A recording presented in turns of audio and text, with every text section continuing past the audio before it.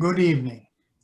I'm Marty Jacobs, a Madrich or teacher with the Center for Contemporary Mussar, and I also serve on the CCM board as treasurer. I'm happy to welcome you this evening to our Zoom webinar, part of a series of 6, titled Preparing Our Souls for the High Holy Days. The series is hosted by the CCM Rabbinic Advisory Group, and tonight will be the 4th installment in that series. If you'd like more info about CCM, you can access our website at contemporarymussar.org. Before we start, please be aware that the chat room will not be used. So please enter any questions you might have using the Q&A tab, and I will present them to our speaker from time to time. Our speaker tonight is Rabbi Kravitz of Minneapolis, and I'd like to turn things over to my teacher and colleague, Rosh Yeshiva, Rabbi Ira Stone, who will introduce Rabbi Kravitz. Thank you, Marty, and good evening to everyone. And it's wonderful to have you back again.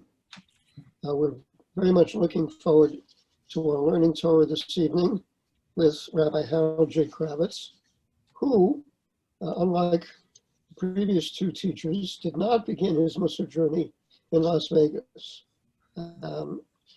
So Harold comes from a more pure source, I guess.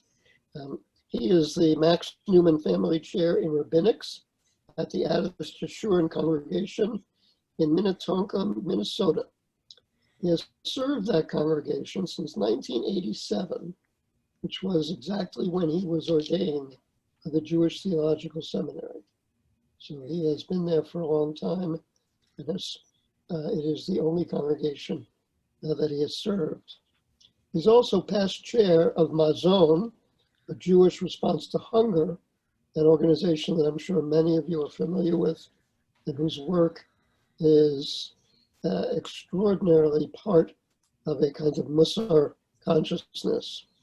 He also serves presently as the vice president nationally of the Rabbinical Assembly, the organization of conservative rabbis, and has served on the Rabbinical Assembly's Bad HaKavod, the Professional Ethics Committee, which he chaired for 6 years. I'm proud and honored to call him one of my students, and presently he is teaching extensively our Mussar program in the Twin Cities in collaboration with the Center for Contemporary Mussar. Enjoy learning with Rabbi Kravitz. Thank you, Rabbi Stone, and I just want to thank all of those involved, both as volunteers and staff and students of the Center for Contemporary Mussar, for inviting us to be together during this period of Elul to reflect on the themes and help us to prepare for the upcoming Days of Awe. So I wanted to put up my slides. I hope everybody can see them. I'll just get some head shakes from the others who are sitting in as part of the panel. And as we begin our session, let's begin with a bracha because we're involved in a holy endeavor. Baruch atah Adonai Eloheinu melech haolam asher kishanu b'mitzvotav v'tzivanu la'asok b'divrei Torah. So we praise God for commanding us to occupy ourselves with words of Torah. Before we get started, I wanted to give people an opportunity to just revisit not only what Mussar means. I know many of you who are here have studied Mussar in some venue, but I want to just remind us what Mussar is understood to mean from the perspective of the Center for Contemporary Mussar, as Rabbi Stone has developed it and has been our teacher. We know it's an old practice, right? It is, and a number of the sections I'm taking about Mussar come from this workbook put out by CCM, The Soul Work of Mussar, Guide to Practice and Understanding, which I know is still evolving and each year there have been new additions with additions and refinements, but I thought it was important for people to see this slide that describes what Mussar strives to be. Right? Mussar seeks to awaken us to the holiness of every moment and the possibility that each moment of consciousness offers to answer the call of the other. Right? So I think all understand Mussar, as it says in the next paragraph, is trying to develop us as good people. What it means to be good is the capacity to take appropriate responsibility for the people in our lives. Right? First, we are responsible for ourselves. From there, we take responsibility for those around us, as Rabbi Stone has taught. Right? Carrying the responsibility of the other is at the heart of Mussar, and particularly the way Rabbi Stone has developed our understanding of what our Mussar texts are teaching. That's going to be a very important concept, kind of ourselves and others, and how we balance that in this age-old mitzvah that we're looking at tonight, which is tzedakah. But before we get any further, remember, right, we're in Elul. We're trying to prepare ourselves for the holiday. The shofar is being sounded every morning, and it's saying, wake up, right? And Mussar is asking, are you awake? And by awake, the question is, are we making conscious choices to live each moment with care and honesty toward others, or are we sleepwalking through our days? We organized this series of 6 study sessions around the very important U'Netaneh Tokef prayer, which is found in High Holiday liturgy, both on Rosh Hashanah and Yom Kippur in the Musaf, where we read these powerful words which speak about who shall live and who shall die. Mi yechyeh u'mi yamut. Words that send a chill through us, even if we cannot accept that theology literally. It's powerful poetry reminding us that we have no idea what will come in the year ahead. And it concludes with these words of hope. But tshuva, repentance, tefillah, prayer, and tzedakah can annul the severity of the decree. So in our sessions so far, Rabbi Stone got us started with an overview of how do we do cheshbon nefesh, our soul-searching work, to get ready for the holidays. And we've been really blessed to have rabbinic colleagues who've spoken on those 3 aspects that are said to be fundamental to annulling, averting the severity of the decree. So Rabbi Rachel Bovitz spoke about tshuva and repentance. Last week, Rabbi Richard Kamras spoke about tefillah. I'm assigned tzedakah. And next week, Rabbi Joshua Bodiger is teaching on that line, avert the severity of the decree. And then Rabbi Stone will wrap things up at the last session. And all of these sessions have been recorded. They're available on the Center for Contemporary Mussar's website. So you can, if you didn't see the earlier ones, you can certainly go back to them. They have been really uplifting and inspiring for people at all levels, because all of us are engaged in this challenge about how to be the kind of people God wants, that our tradition calls us to be, that we, I think, strive to be on our own.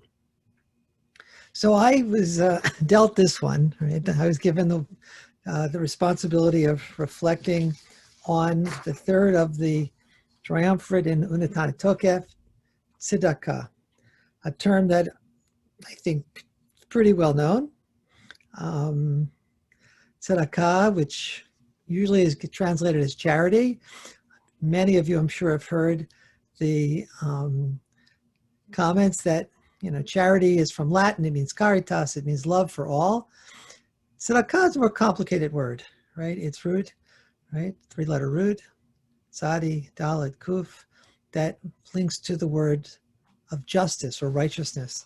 And I'm sure many of you know, the sense of, it's not the sense of voluntary giving that we do because we're so moved, but rather tzedakah is about an obligation, what our community, what God expects of us, and which we are bound to give whether we feel like it or we don't. Sometimes I think people don't fully understand how the rabbis understood the word tzedakah. They understood it in a very specific way, as is demonstrated in this passage from the Gemara in Sukkah 49b. The sages taught that acts of kindness, right, Gimul Chasadim, are superior to charity in three respects. Charity can be performed only with one's money, right? Charity is given to the poor. Charity is given to the living. So whereas Gimul Chasadim is this broader category that can be done without money, right? Through acts of kindness, can be done for the rich. It can be done for those who've died. There can be chesed. But tzedakah, as the rabbis understood it, is very specific. It refers to money. It's about money for the poor. It's given to those who are living. So the way we sometimes use the word tzedakah in contemporary Jewish life, we give money to the synagogue, we give money to Federation or to Israel, and we consider that tzedakah. In rabbinic terms, tzedakah is very specific. Money for the poor who are alive. Very, very defined. In the Talmud, in Baba Batra 10a, there is a fascinating long section that talks about tzedakah. And I urge you to take a look at the full section of the Gemara. It's really interesting. One passage, which I think for me was quite enlightening, is this question, and there's two different versions of it, but they both have the Roman governor of Palestine in ancient times posing a question to a rabbi, trying to catch the rabbi on some lack of logic in Judaism. And so this Roman governor, Turnus Rufus, the wicked, as the text said, asked Rabbi Akiva, if your God loves the poor, for what reason does God not support them God's self? Rabbi Akiva said to him, God commands us to sustain the poor, that through them and the charity we give them, we will be saved from the judgment of Gehenna. Interesting teaching, right? You have the sense that that somehow tzedakah is something we do, right? That it's something we need to do, not only that those who are receiving it need to get from us, that somehow there's this sense of responsibility we are fulfilling in giving tzedakah. The text goes on. We don't have time to look at the full text, but it's really worth looking at the back and forth between Turnus Rufus and the rabbis, who says, you're going against God's will. And Akiva saying, no, this is what God wants. God, like the king who somehow cuts his son off, the prince off. The king really wants somebody to take care of the prince, even though the king has decided that it's not going to happen. Another powerful text in this Gemara in Baba Batra.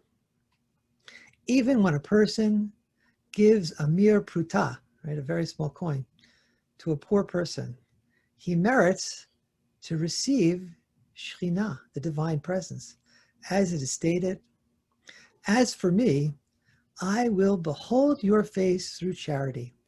I will be satisfied when I awake with your likeness.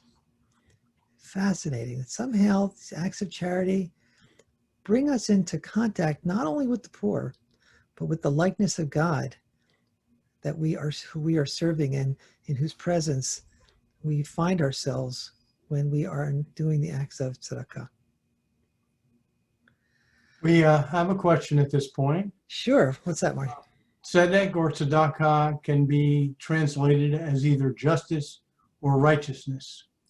Even though it can be translated either way, is there a distinction between those two? It's a great question. I think I'm going to hold off on it because we're going to come back to this question.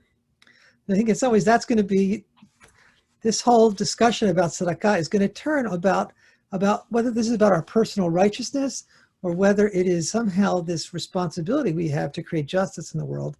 And I think there's a problem that we're going to encounter. So hold the question. If I haven't answered it by the end, Marty, please make sure to come back to it. Okay. Because I think in some ways, we're starting to get at a little bit of the problem with tzedakah. The first half of the slide I just put up reflects something that is a personal peeve of mine. You know, often work with B'nai Mitzvah, they'll do projects serving food at a food shelf or a food pantry. They'll bring food, or they'll be at a kitchen to provide meals, and they'll come back and say, it felt so good to care for the poor. I found it so meaningful. And not only kids, I think adults sometimes reflect on the sense of personal satisfaction and meaning that they have from caring for others. And I always want to say, like, is it about you? Is it about your sense of righteousness? Or is it about something greater that you're serving? And, you know, obviously I don't want to rain on their parade at that point when they've done something good, but I think it's a question that is needed, we need to ask.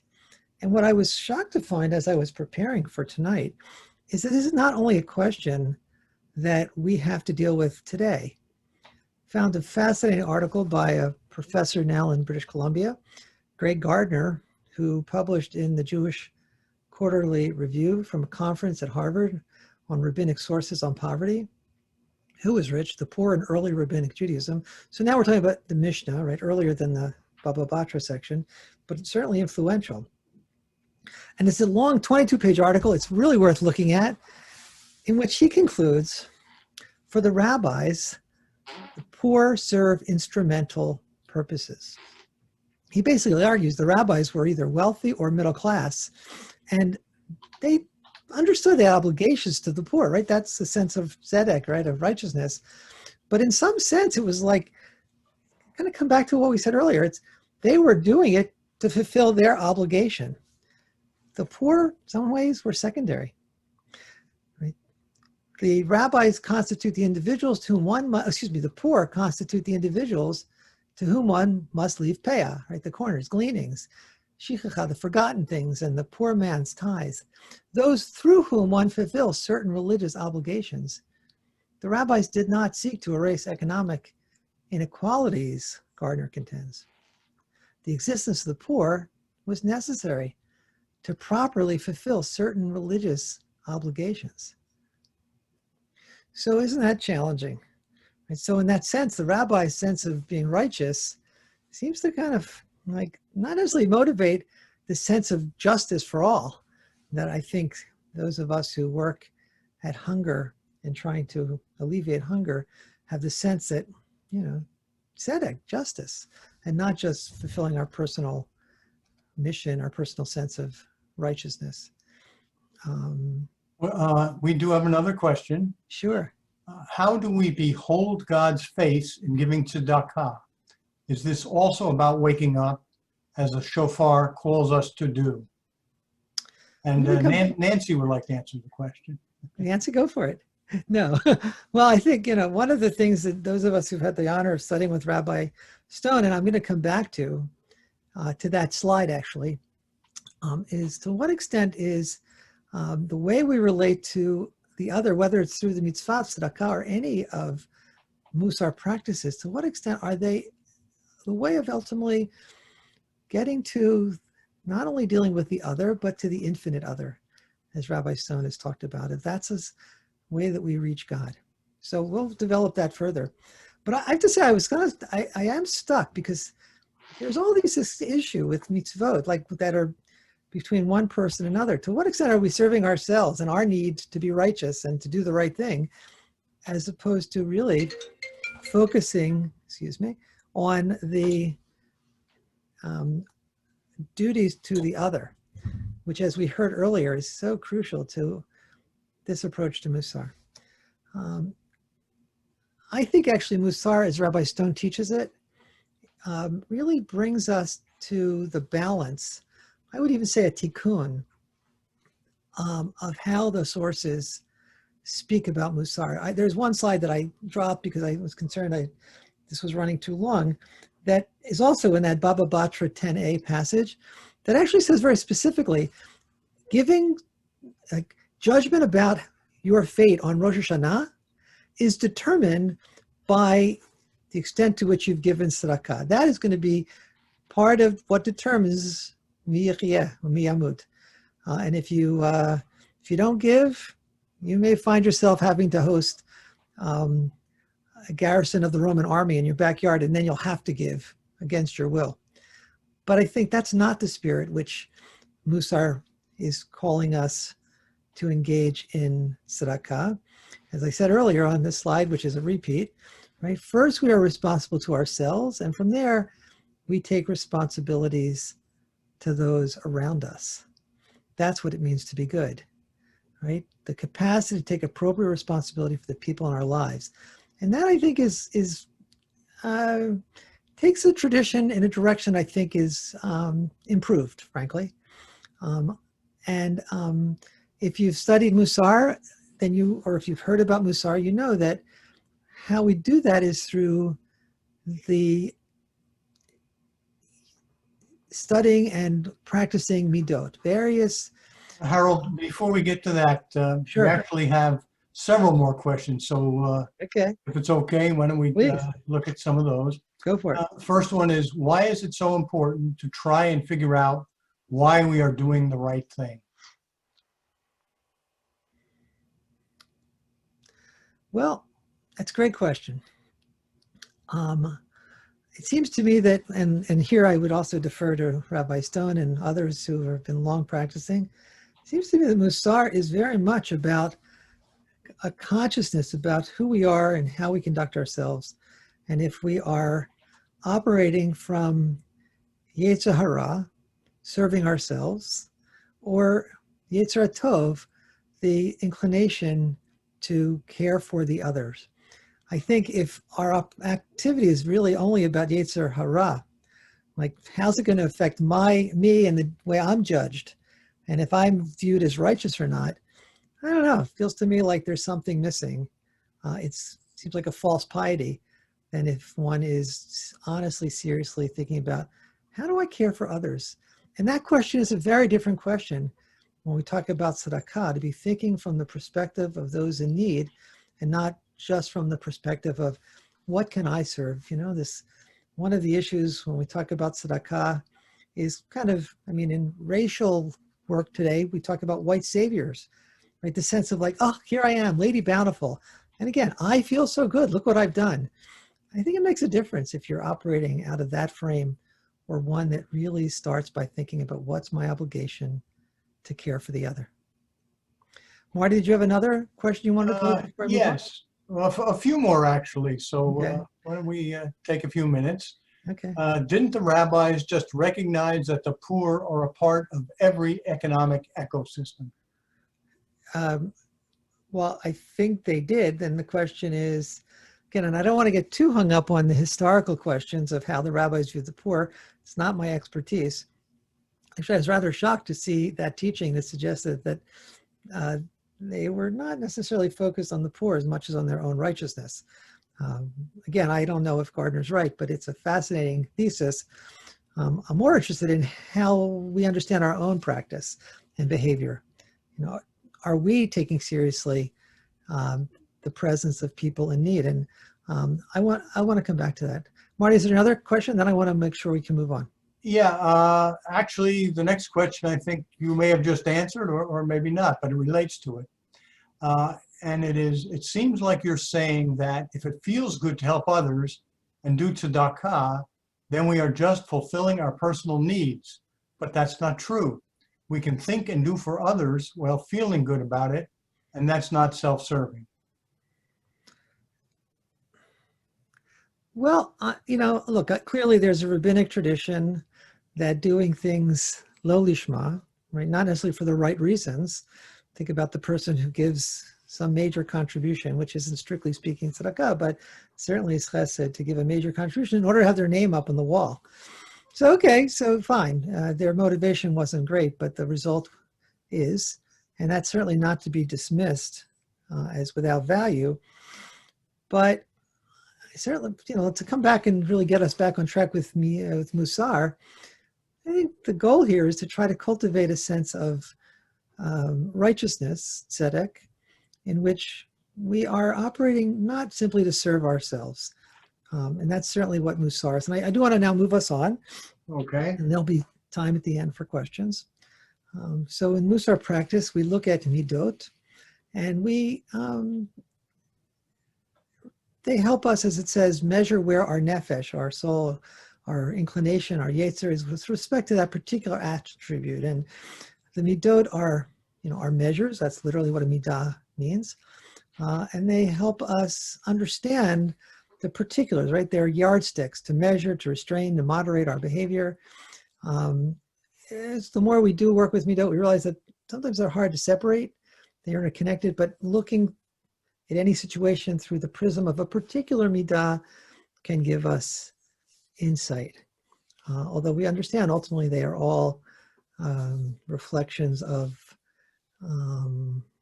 they reflect on each other. So that's the work. And so there are some midot, and I'm taking these examples from the CCM workbook. The midah of nidivut, as Rabbi Menachem Mendel Levin of Satanov in his famous tract Cheshbon HaNefesh, which was a great influence on Israel Salanter, defines nidivut: accustom yourself to finding satisfaction in acting kindly toward others and in seeing the meanness of being stingy. So good, praiseworthy, right? We want to, as one midah, to cultivate a sense of generosity and not only looking out for ourselves, but also for others. And what does it mean from Cheshbon HaNefesh perspective to find satisfaction, as it says, in satisfying the desires, I'd say the needs of others. And that's very much a Mussar approach, certainly as Rabbi Stone teaches it. So nidivut, I think, is a very important aspect of tzedakah that Mussar seeks to cultivate. But it's not the only, but again, I do want to come back to this issue, and this is where I can put on my hat from my years of being involved in Mazon, the Jewish response to hunger, which I encourage people to see their work and look at their website. And what you'll see is an approach that says it's not enough for us to simply be giving direct service, bringing food to the food shelf, food pantry, these kind of great enthusiastic efforts where we have a food drive and we bring food and don't we feel great about ourselves? And to recognize that actually those kind of efforts represent actually a minuscule amount of addressing the issues of hunger in this country. I read for the World, a very important Protestant effort on hunger, estimates that those kinds of private efforts around the country represent about 5% of the actual need of people who are hungry, that 95% of hunger in this country gets addressed by programs that are sponsored by the federal government, particularly SNAP, or food stamps as it's known, which was about a $68 billion program to feed 40 million people before the pandemic arrived. And that was down from the last recession in 2008, when it was about 45 or 50 million. The estimates are now that after COVID-19, that the number of those now hungry may have doubled to 80 million. So suddenly it's like, yeah, our generosity and our feeling good, like look what we did, and we organized a food drive, pretty insignificant. And so maybe that's the trap. We feel good, but we haven't really addressed the problem. Because if you don't address it in a systemic way, then we've failed to, and we're potentially closing our eyes to the pain that is found on the streets of this country. So I'll kind of think that one over, and I want to bring another midah to bear, and it's the midah of tzedek, right action. Living with righteousness means we recognize that loving our neighbors as ourselves is an ongoing obligation and not a momentary act of charity or convenience. The midah of tzedek flows from the Torah's understanding that all people, created in the image of God, are entitled, based purely on being born, to being treated with unconditional kindness. And as we learned recently in Parshat Shoftim, tzedek tzedek tirdov, justice, justice you shall pursue, that although tzedakah can refer to that personal sense of righteousness and the sense of like, look what I've done the right thing, and isn't that great? We have to do better, right? We need to strive for justice. And that means looking at a system that is not just. We have grocery stores filled to the brim with food, and people, because of economic reasons, can't access it. There's something fundamentally wrong with having food shelves or food pantries where people we have an alternate system when you have stores that are filled with food that people should be able to buy, but they can't because we haven't created a system to address hunger. Hunger is a solvable problem. The question is one of political will. Are we willing to create a system for our country where people can have adequate food and the adequate resources to purchase it? So I think that may not be exactly the way the Center for Contemporary Mussar defines tzedek, but that's how I would push us to see the difference between nidivut, generosity, which is important, and what it is to create a just society. We have a few more questions. Is this a Please. good time to take them on? Okay. This is great, because yes, perfect. Okay. I am troubled by this idea of the poor have an instrumental purpose so we can fulfill our obligations. Are you bothered by this as well? It seems to be verging towards self-absorption, right? Yeah, I'm terribly bothered by it. And that's kind of what I found to kind of stop me in my tracks, because I thought about that sense of self-satisfaction as a more modern development. Encountering it as a feature of early rabbinic sources, I actually found quite unsettling. But I do believe, and I'm trying to make the case that Mussar, as we practice it in our contemporary Center for Mussar, in some ways provides the tikkun, because it says it cannot only be about our personal development. Look, I think there is an issue with Mussar also in general. I don't know how much Mussar you've studied, but when you read about Mussar practice, particularly around tzedakah, right? Very often it focuses on the need for us to develop the impulse to give, right? Great. But like, to what extent do we see the poor person as a human being created in the image of God, who's therefore deserves to be able to eat like a human being and be cared for like a human being, as opposed to seeing it as an opportunity through our Mussar practice for our own personal self-development as good people. And that's a problem. But I do think if we practice Mussar in the sense that we see ultimately our responsibility is the care for the other, then I think we have, we've done a good tikkun on the tradition. And we'll come back to that in just a few moments. Yeah. Other questions, Marty? Yeah. Are the poor only defined as financially bereft? As opposed to? I guess other than financially.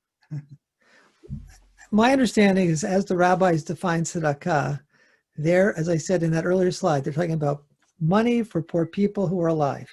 In that sense, it's a very narrow definition. There is a larger category of gemul chesed, of kindness, which can refer to all kinds of needs that people have. People who are rich, those who are dead, who still have needs for consideration and kindness, right? We talk about burial practice in Judaism as chesed shel emet, the truest form of chesed, because it's done for a body, a person who can no longer say thank you, and yet you can practice chesed to the dead. But my understanding of tzedakah, as the rabbis defined it, was very, very specific, and it refers to money for the poor. Okay, and actually we just got a clarification on that question, and that is, what about spiritually bereft? I think, look, that there's a lot of kindness that's needed in the world. but it doesn't fall into the category, at least the way the rabbis defined it, of tzedakah. Okay. Okay. Today, we mostly give to charities, parentheses, organizations, whose goals we support, and not as much to individuals. So we don't encounter the poor face to face. Does giving to charities that pursue goals other than supporting the poor directly count as tzedakah? It's a really interesting question. Yeah. During this period, I'm in Minneapolis, and during this period after the murder of George Floyd and the devastation of neighborhoods where there was unrest following it, my wife has gotten involved in some apps that are available where people can post a need and you can address it directly. And clearly, like many of the people I'm sure on this call, everyone, we support organizations that do good work and feel like they assess need and make determinations about how to use those resources effectively. And go to Charity Advisor and make sure organizations are using their money well. But this is very powerful about somebody saying, I have a need. I can't make my rent this month. I can't pay for medicine for my parent or my child. This is very powerful about simply trusting that they're legitimate and sending them through Venmo some money. It's very powerful and important. To come back to Mazon, I think we also have to have humility, which is another midah we could have looked at, anava, to realize that those kinds of actions are important, but they, in the end, are very small amount of meeting the need. That government programs, particularly things like food stamps, SNAP, massive, right? $68 billion that we're talking about, that none of us could possibly meet those needs. And so when people talk about, we need to shift those responsibility to religious organizations, to churches, and it's like those organizations have no way of meeting the massive need if we didn't have structures. And I do believe that the way tzedakah was understood in rabbinic times was an obligatory structure where the community was obligated to take care of those in need. It wasn't simply, do I feel like giving? Or do I just give to the person I see in front of me? The entire system was structured where people had to fulfill obligations. So, other questions? Okay. It is not only tzedakah that looks for our motivation. The same holds true for our behavior as it relates to our mitzvot. If we do them to get something back from God, it is every bit as wrong as giving tzedakah for the wrong reasons. Yeah, although it's interesting. You think about Maimonides. I mean, I agree, and you think about Maimonides' ladder that says even tzedakah not given for the right reason still is a tzedakah. Even if you give it in a grouchy way, you're still meeting a need. And so we can't be completely dismissive. In the same way that I also would not be dismissive of the important work done by food shelves and food pantries, it's simply not adequate, and we should be able to strive for better. I want to move us, and then we'll have more time at the end for questions, Sure. to this slide. Again, Baba Batra 10a, rich section of the Gemara that I invite you to go and take a look at more fully. It is taught in a Baraita that Rabbi Yehuda says, great is charity in that it advances the redemption. Gedolah tzedakah shemekarevet et hageulah. And then it quotes Yeshayahu, so said the Lord, uphold justice and do charity. Shamru mishpat va'atzut tzedakah, for my salvation is near to come. Ki karova yeshuati, and my righteousness to be revealed. Lavo v'tzidkati lig galut. So, lihigalut. To reveal. So there's this beautiful little mushal about, strong things that were created. I don't want to go through the whole thing. Death is stronger than all these things, but charity? Charity saves a person from death, as it is written in Proverbs, two different places in Proverbs, chapter 10 and 11. Utzdakat tatzil mimavet. charity saves from death. So I want to go back now and reflect on where we've been in this conversation. We started with U'Netaneh Tokef and this sense of repentance, prayer, charity, tzedakah can avert the harshness of the decree. And I want to ask us to reflect on what does it mean in light of what we've now learned about tzedakah to say that charity delivers or charity saves from death. And I want to open up the question in order to help our teachers on this session have some faces and not just be talking to a screen, and lots of people out there who we can't see on this webinar format. We've invited members of the board and the other rabbis who have been teaching in this program to be panelists on, and I'm going to take down this text so I can see everybody and put it back up. To answer the question, and if you'll just raise your hand, I can call on you and then people will be able to see you when you speak. What does that mean? Charity saves from death in light of our discussion so far. Yes, Herb. Well, there's a brilliant short story by an American Jewish writer named U'Netaneh with that title, Charity Saves from Death. And it's set on the Lower East Side in New York 100 years ago.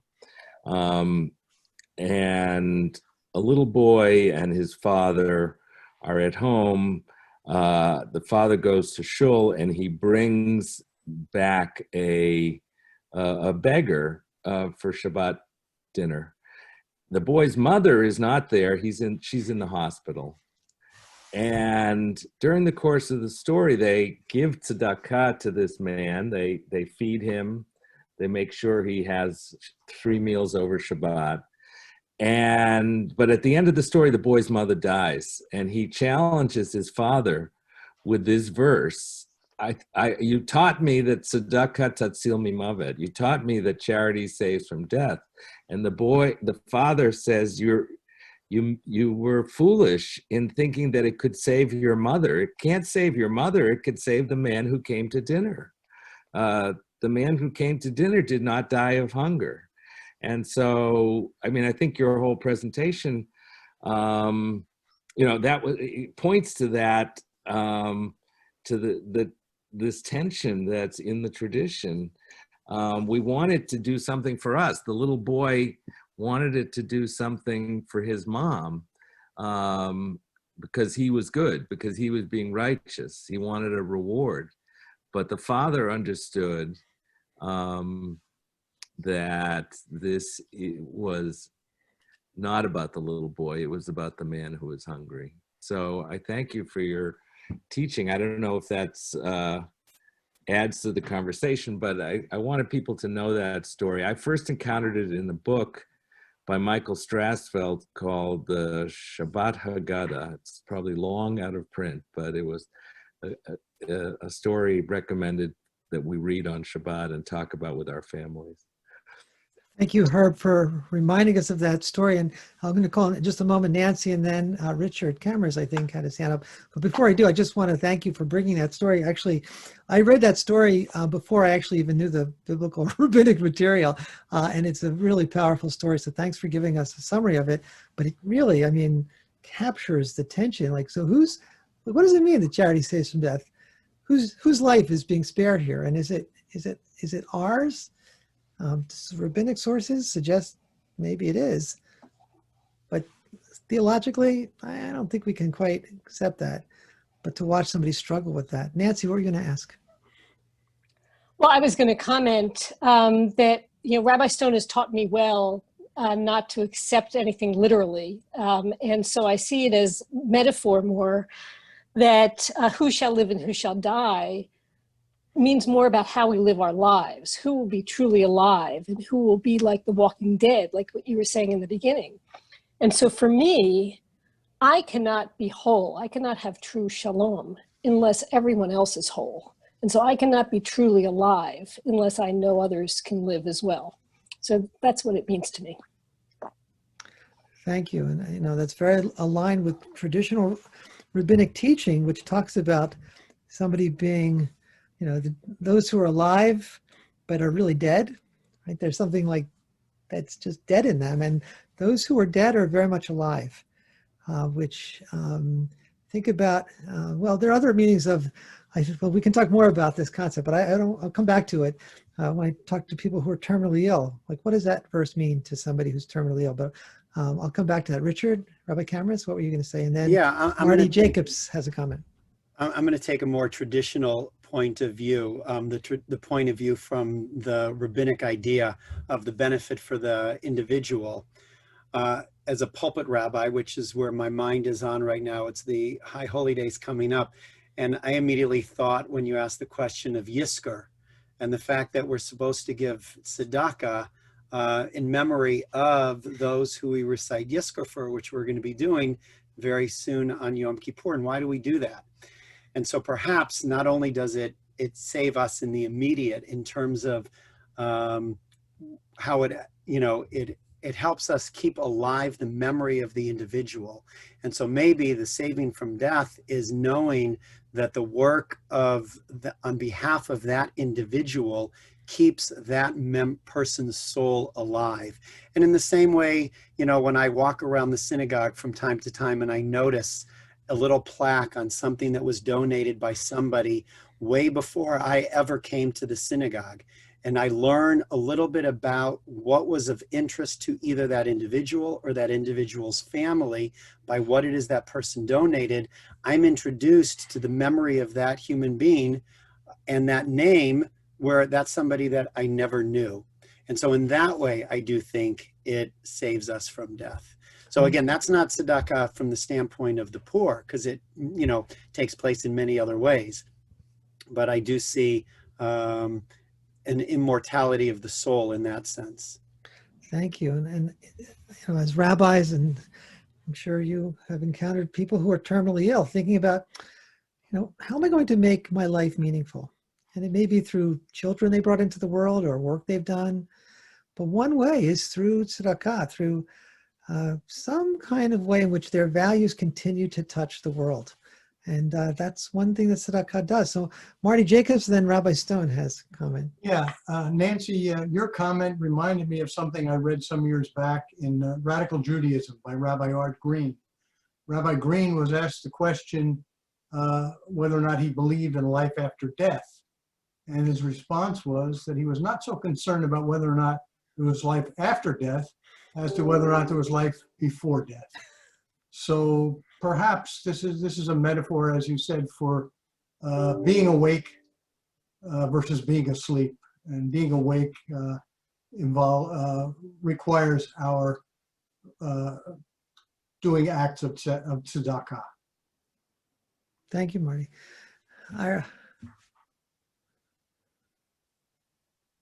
Well, I hate to get theological on anybody, but it is kind of my métier.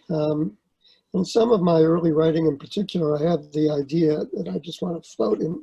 I think it's related to what we've been talking about in this question you asked, Harold, in which I suggest that death is the absence of God. Now, I know that unsettles people, but bear with me, because the consequence, if you will, of that idea is that there are moments of death in life, because there are moments in which God, or as we define God, which is the infinite responsibility to bear the other as my burden, right? So when God is absent, there are moments of death. And when God is present, using God there in the metaphorical sense, then we are alive, which I think provides a little bit of a theological underpinning to some of the comments that have been made, and might be interesting to follow up on that idea at some point.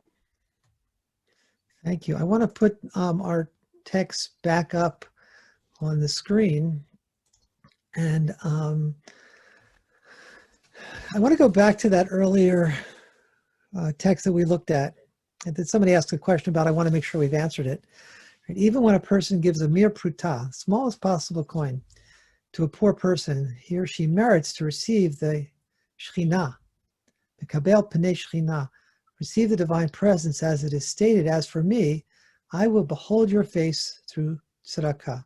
I will be satisfied when I awake with your likeness.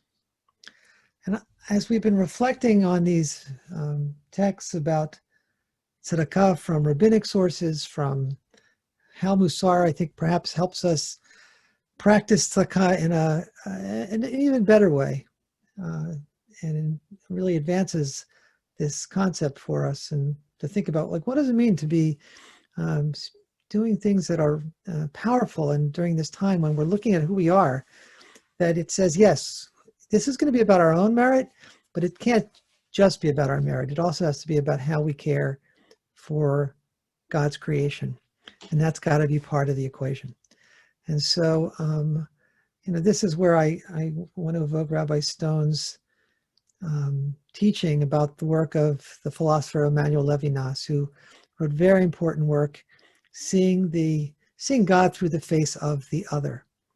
Right? Having survived the Holocaust, he witnessed a time when people simply could look at another person as a nothing, to be destroyed without any feeling.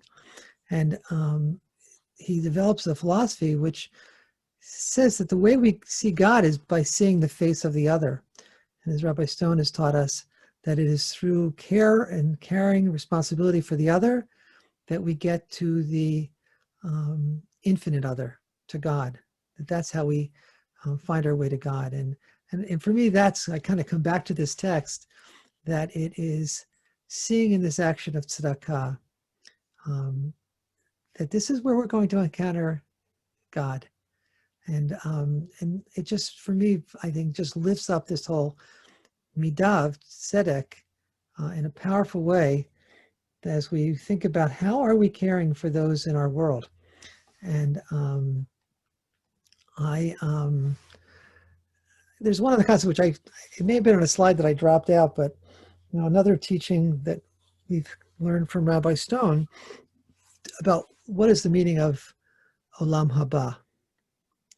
Right? I mean, often we get stuck thinking about it in terms of afterlife, but in Rabbi Stone's commentary to Mesilat Yesharim, he defines olam haba very much in terms of a world in which we are focused not only on self-protection, but on caring for others. And that ultimately is the challenge that tzedakah provides us with, right? Not only achieving merit to say, look what we've done and we feel good about it, or look, we've done a holy thing because we fulfilled God's requirement, and therefore we should have merit, we should be rewarded. Who shall live, who shall die? We should live because look what we've done.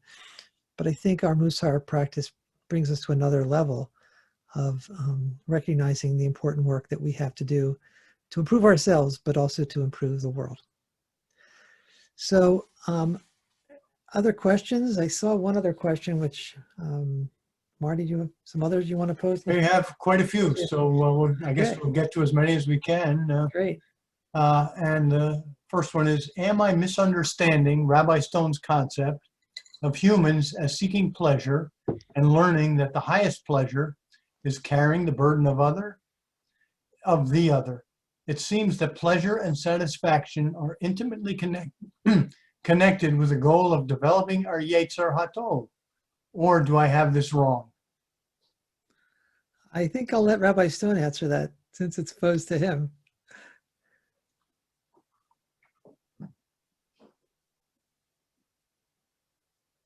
Well, it's funny that I was just typing an answer privately to that question, so I'll just read it. The concept I take from the classic Mussar texts is not of humans seeking pleasure, but seeking joy. And there's a difference, right? And joy is experienced precisely by carrying the other as my burden. Whether it's pleasurable or not is up for grabs. Right? So it's what we seek is true joy. I'll leave it at that. Thanks. Okay. Great. Next question. so we can really think about tzedakah in terms of moral tzedakah as we grapple with racial justice in this country, that is, support efforts to achieve racial justice. Wait, I think I missed the beginning. What's the question at the beginning? Well, I guess it wasn't phrased as a question. Let me rephrase it.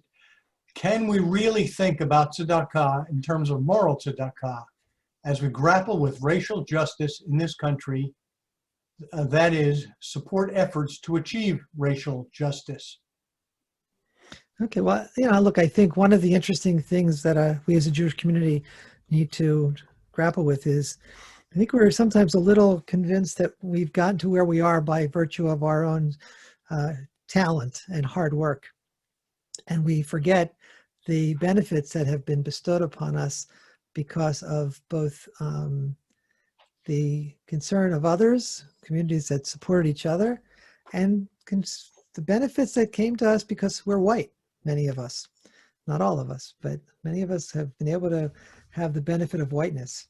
And so we sometimes ignore the systemic racism and the way in which it has made it very difficult for people in the Black community to accumulate wealth. We have looked at that in Minneapolis, with systemic racism, which prevented members of the Black community from owning homes. And it was very intentional covenants that prevented people from buying homes or buying homes in neighborhoods where the home would appreciate. So I think we have important work to do, in the racial dimension. And tzedakah, in the sense of justice, very important part of that. I think we have room for maybe one or two more questions. Okay. If the rabbis define tzedakah as gifts of money, what happens to the poor person who cannot afford to give tzedakah, especially considering that it's one of the three ways given for averting the severe decree? It's interesting, the rabbinic texts talk about that everybody can fulfill that obligation, even if it's in the smallest sense. And my understanding of that text has always been that it's about recognizing the human dignity that one feels, the dignity one feels by being able to help another person, even if it's in a very modest way. And I think actually there's a lot of interesting writing out there about how people who are poor are often very generous, right? Because they know what it means to be deprived. And sometimes those of us who look through as the Hasidic statement, right? When we look through the window, when it's covered with silver, all it does is reflect back on ourselves, and we don't see the pain that's out in the world. So, Marty, you have another question? Yes. Toda Rabbah, Rabbi Kravitz, powerful presentation. A thought, do you think people see one another as equal? Seems that issue might impact tzedakah.